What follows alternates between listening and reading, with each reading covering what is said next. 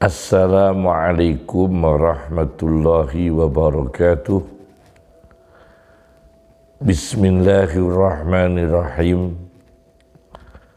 Hamdanillah, salatan wassalaman ala sayyidina Muhammad ibn Abdillah Rasulillah wa ala man sahibah wa tabi'ah hudah, amma ba'd. Pemirsa TV Al-Wafa Tarim, insya Allah diberkahi oleh Allah Subhanahu wa Ta'ala. Pada kesempatan yang baik ini, kami akan mengangkat satu tema tentang gambaran hati yang lapang. Pertama-tama kami sampaikan bahwa di dalam Al-Quran, kata dari kata qalbun dengan isim mufrad artinya hati diulang 19 kali. Sedangkan kata qalbaini, dua hati, isim musanna dalam Al-Quran 1 kali.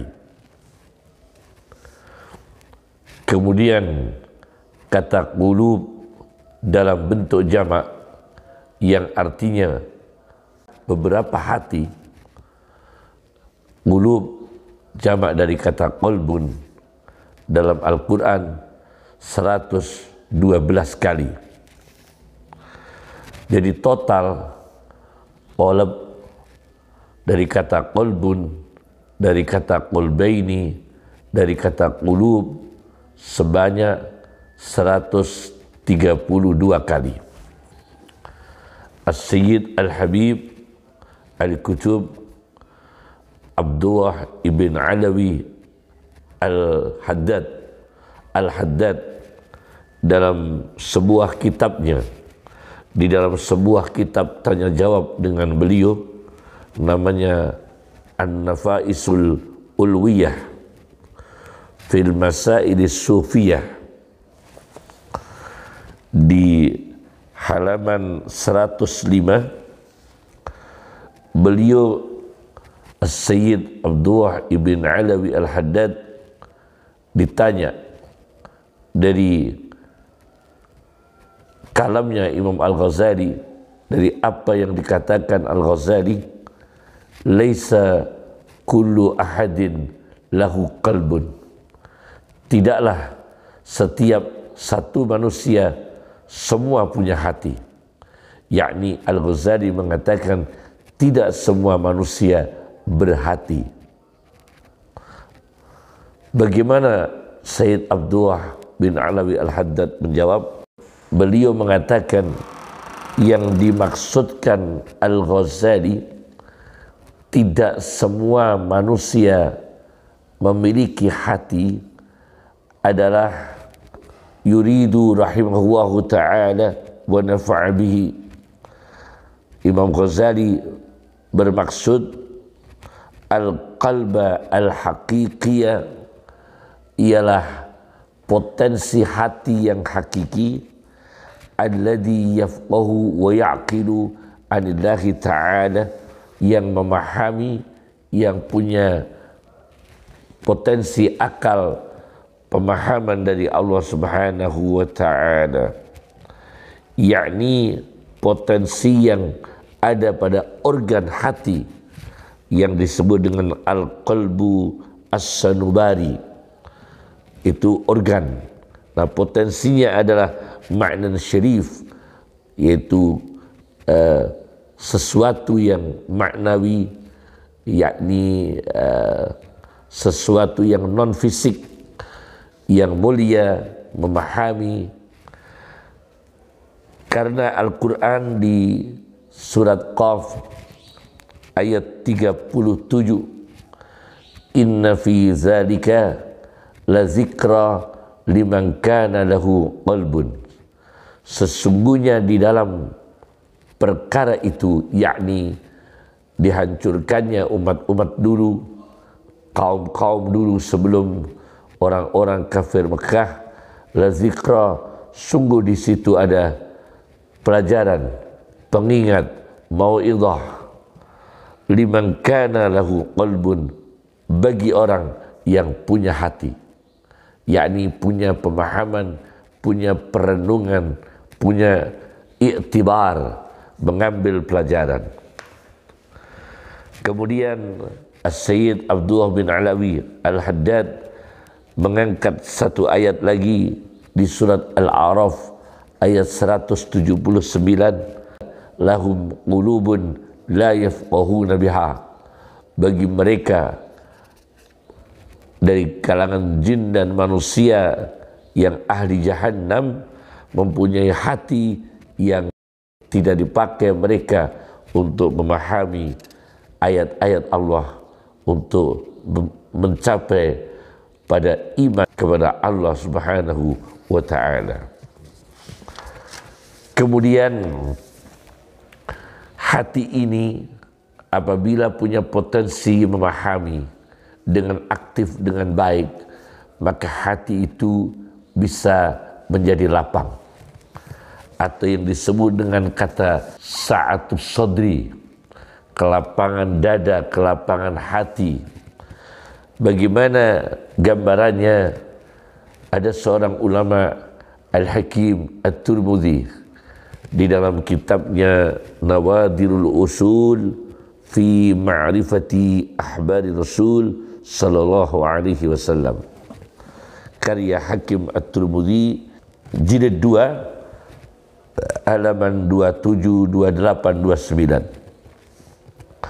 Beliau mengatakan, orang-orang yang hatinya lapang, satu, fa ahlu sa'atis sudur, maka orang yang lapang dadanya, lapang hatinya, asyu ma'allah fi daril habsi waddiq, mereka hidup bersama Allah, yakni ma'iyah, bukan ma'iyah zat, tapi merasakan bersama Allah, merasakan lindungan Allah, merasakan jaminan Allah, meskipun fi daril habsi, di dalam rumah tahanan, waddiq, kesempitan, yakni di dunia menghadapi penahanan, menghadapi tertekan, menghadapi kesempitan.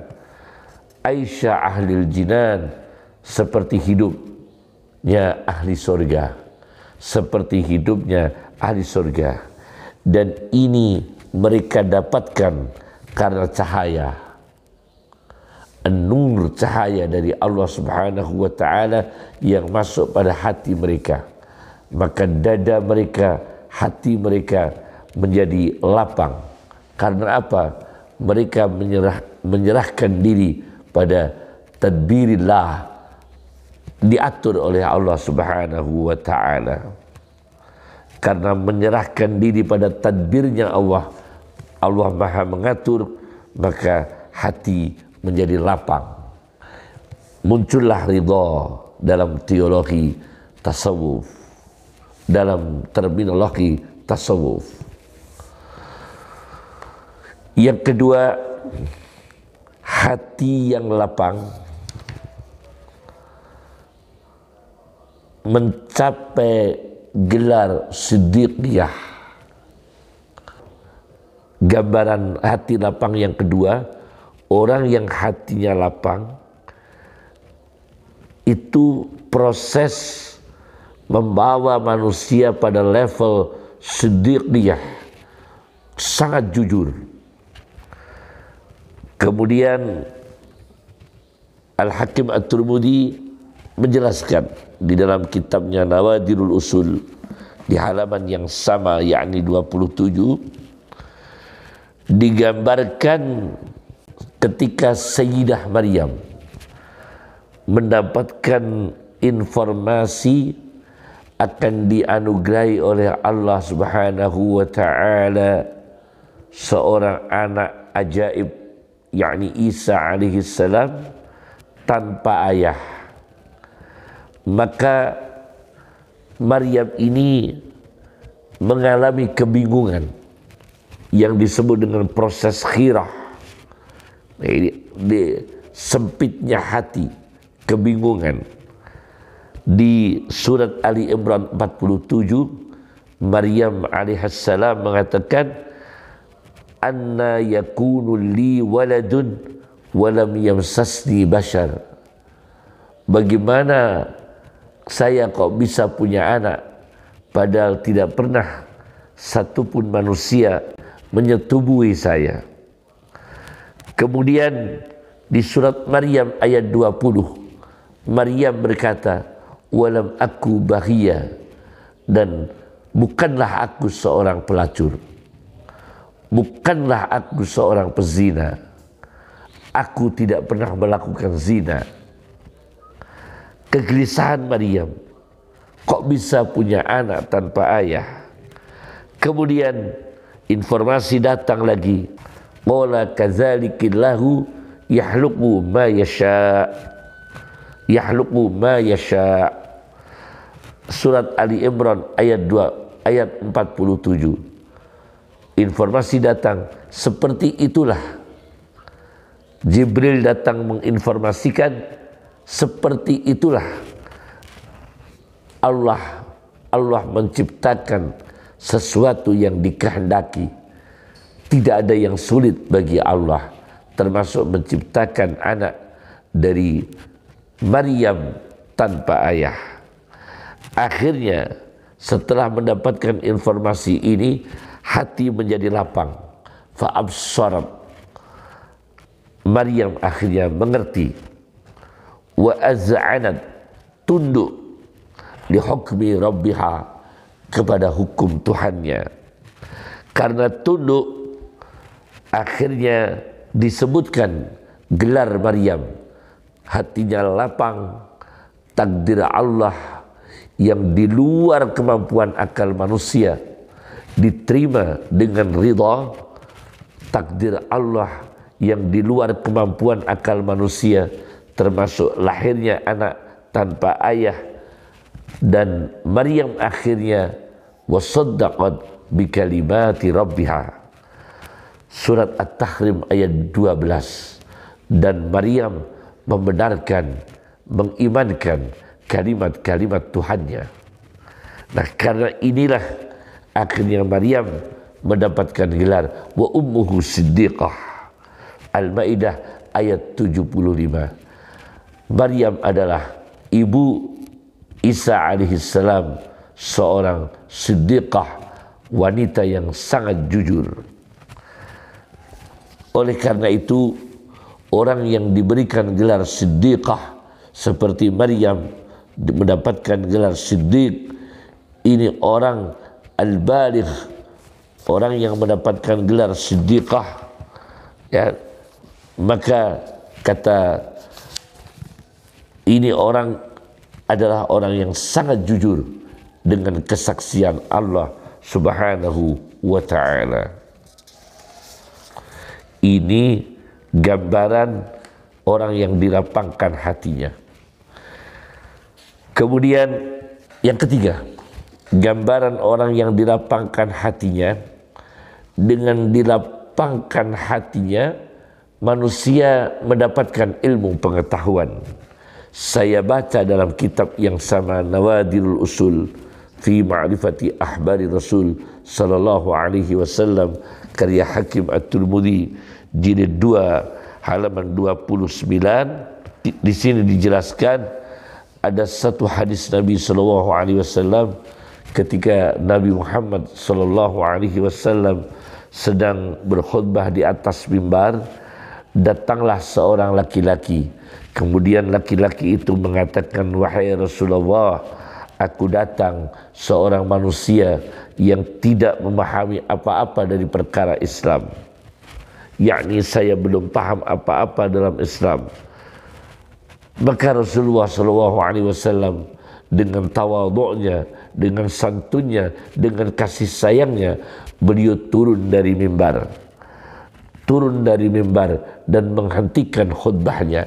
Ini boleh dilakukan oleh Rasulullah. Ini boleh dilakukan oleh Rasulullah sallallahu alaihi wasallam, menghentikan khutbah atau membuka dialog tanya jawab. Itu termasuk khususiyah khutbah Rasulullah sallallahu alaihi wasallam.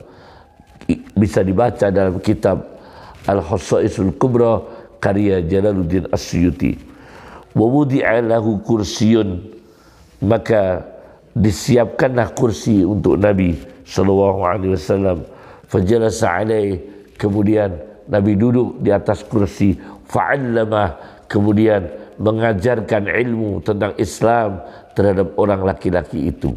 Nah, laki-laki ini mengalami kesempitan hati, kebingungan hati, kegelisahan hati karena minimnya pengetahuan terhadap Islam. Kemudian datanglah cahaya, Rasulullah mengajarkan.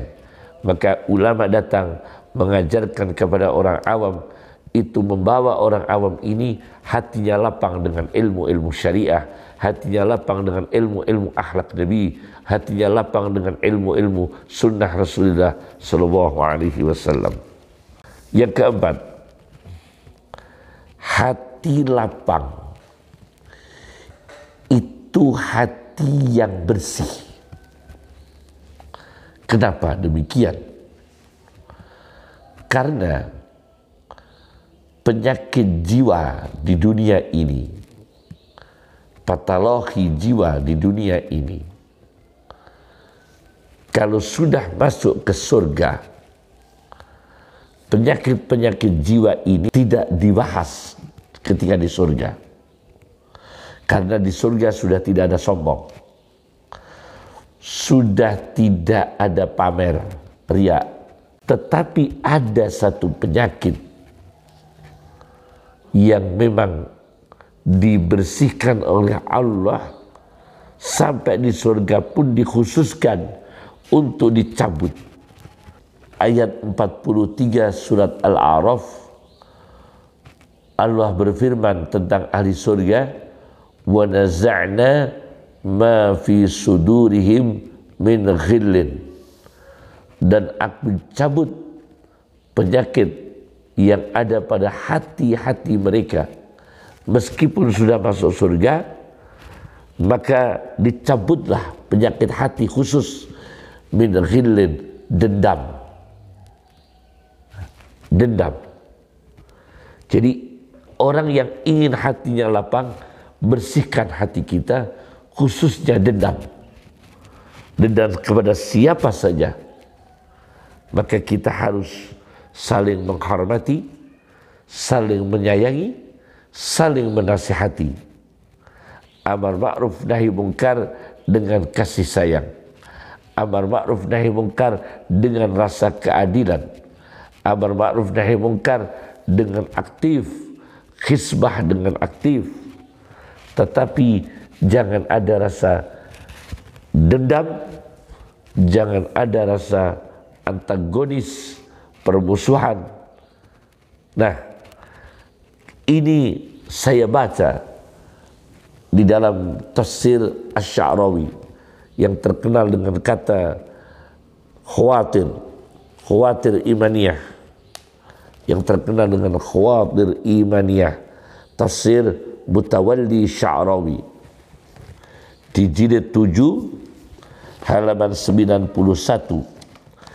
Ketika menafsirkan ayat tadi, ayat 43 surat Al-A'raf, diceritakan di sini Sayyidina Ali ketika membaca ayat itu, wa naza'na ma fi sudurihim min ghillin, dan aku cabut apa-apa yang ada dalam hati ahli surga, yakni khususnya penyakit dendam.